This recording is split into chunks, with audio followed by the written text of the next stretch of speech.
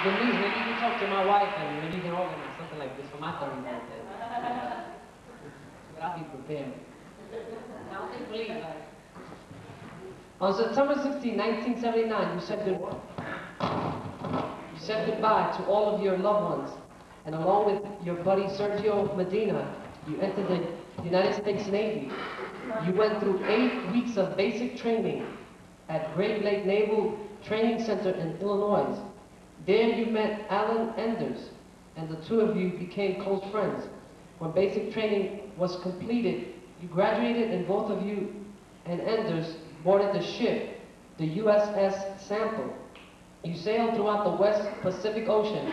As a matter of fact, when Iran was holding U.S. hostages back in 1980, your ship was right near there in case it was needed.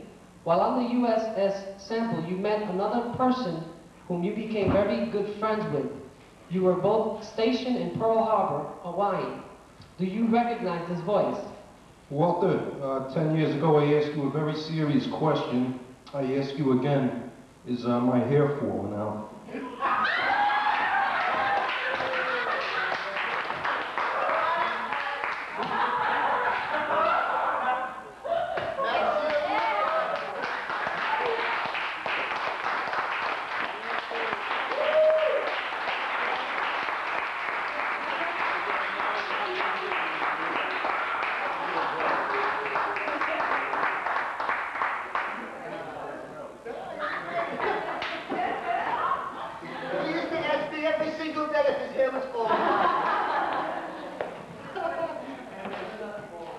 After you were discharged from the Navy, you married your girlfriend Denise, and both of you settled down. You were looking for a good job where there would be room for advancement. And this next person saw your potential and recommended you at his company. He has been a great support to you, your family, your whole family, and you have a lot to respect and love for him. Do you recognize this voice? Walter, I left Pitney Bowes a year ago, but you're still known as my revenge at PB. I got you a job as a part-time meter inspector, and to this day you still can't do one correctly.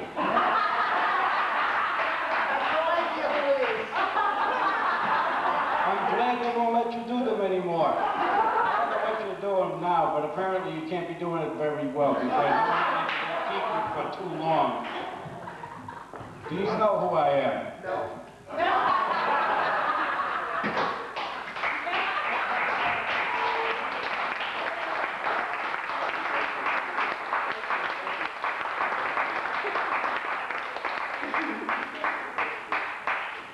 He used to be my favorite uncle. Your uncle helped you get into Pitney Bowes, a huge corporation which produces mailing machines, copiers, and computers. You started part-time, and the company was so happy with your outstanding performance and your strive to get ahead that soon after that, they placed you full-time.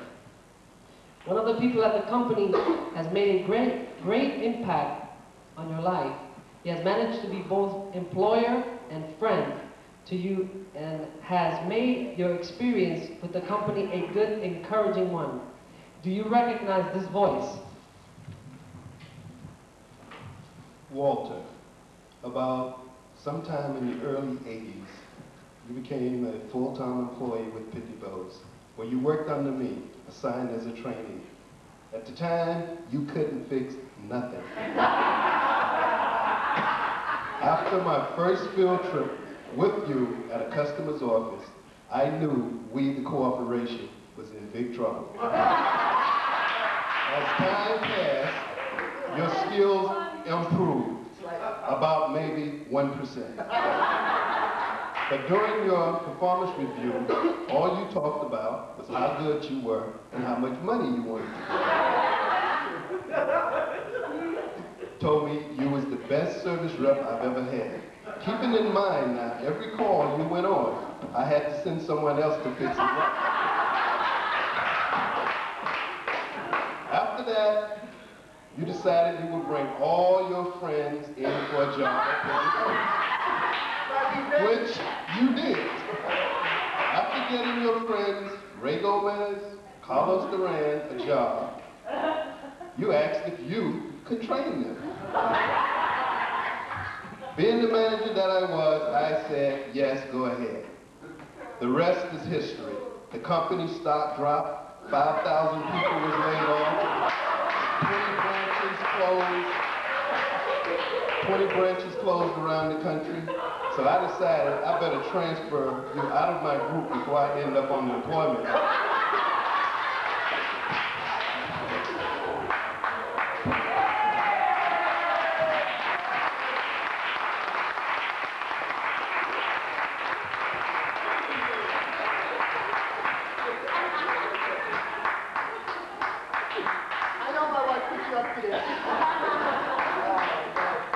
Within the next few years, your wife Denise gave you two things that no one else could. Do you recognize these voices? Hi, Daddy. Do you recognize those voices, brother? Hi, Daddy. love you. April and Christine? Nah.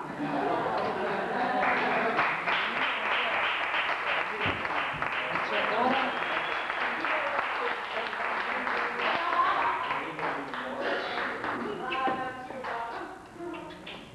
It's your daughters, April, Denise, 7 years old, and Christy Francis, 4.5 years old.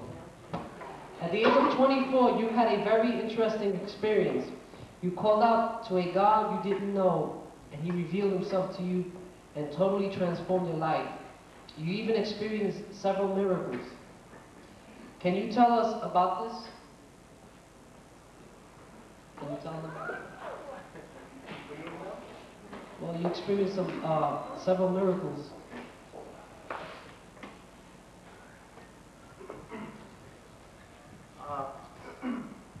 Yes, when April was born, I was going through a difficult period in my life, and I noticed that Denise had a peace about her, and I said, you know, I wonder what it is. So I observed her, and faithfully every Sunday she would go to church, and I said, wow, you know, that's pretty good. You know, I would go out and hang out in bars and play softball, and I kept watching her, and I said, you know, what is this? And she would go every single Sunday, and she said, you know, I said, you know, she would go rain, sleet, and snow, and she said, you know, honey, I love you with all my heart, but I love God more. And I said, wait a minute. I said, I couldn't deal with that. I said, wait a minute, because Denise loved me more than anything in the world. And for her to, you know, part of it really hurt me, because I said, how can she love somebody more? I shared my life with her. How can she love somebody more than me that she can't even see? So I went out to church with her, and it didn't do anything for me. I said, you know, what's the big deal? And then God made himself real to me. And I gave my life to Jesus Christ, and he transformed my life completely. I mean, he made me into a person that years ago I could never imagine being. Being a family man, being a responsible human being. And I know for a fact that I could not have done it by myself. I know for a fact I could not have done it in my own strength, because of the things that I've done in my life that were just destroying myself. And I just thank God. And the miracle part is that one time we took Christy to the doctor, and she was diagnosed as having asthma. And the doctor said, Jewish doctor, he said, the only thing you have to do is to get rid of all your carpets, get rid of all your pets. And she'll be fine. You know, she may have to take some medication, but there's nothing else we can do for her. We brought her to a healing service, we laid hands on her, and we prayed over her, and we took her back to the hospital a week later, and the doctor said there was nothing, absolutely nothing wrong with her.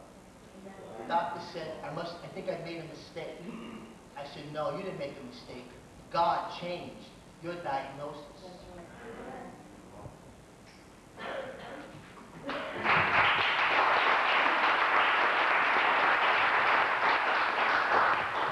Shortly after this, you met someone who has really made a difference in your life. He not only became your friend, but you feel like he's a brother to you. He has always been there for you in the good times and the bad times, and you trust him with your life. Do you recognize this voice? Get to church on time, please. Recognize that voice? Yes. My pastor is Bill.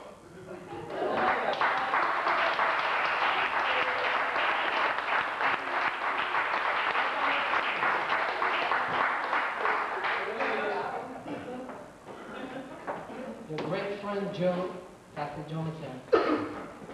These next two people have known you all their lives. They have shared many things with you and have always looked up to you. They had no choice. You were always taller than them. Do you recognize these two voices?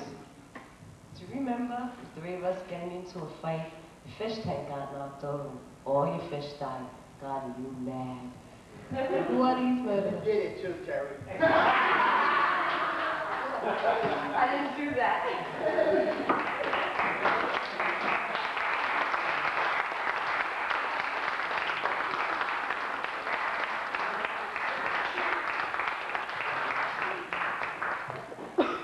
There's someone else here tonight that you are extremely close with. Your relationship with her is very special and unique.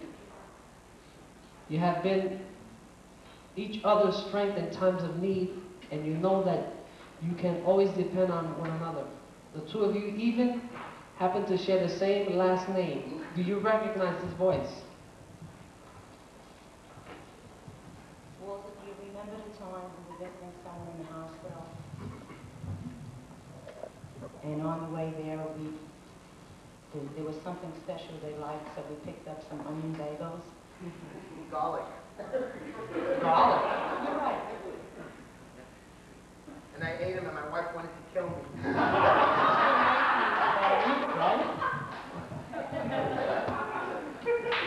Who's that? They're married.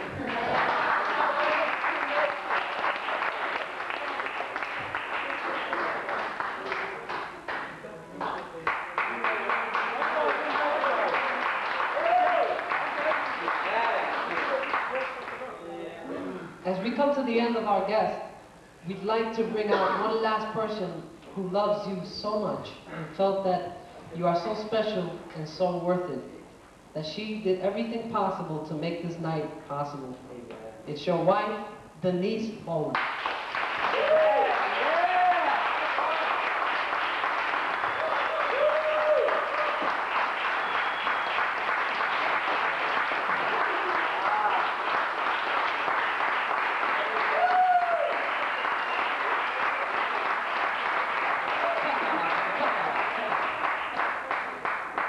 I'd like everyone.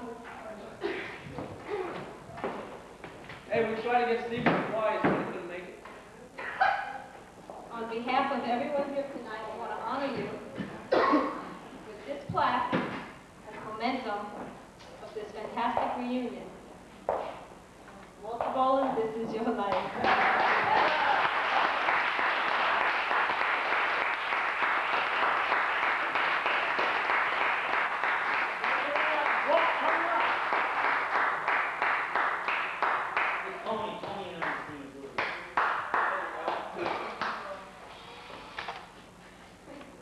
I'd like everyone to remain seated for a few more minutes as we show this special video of Walter's life.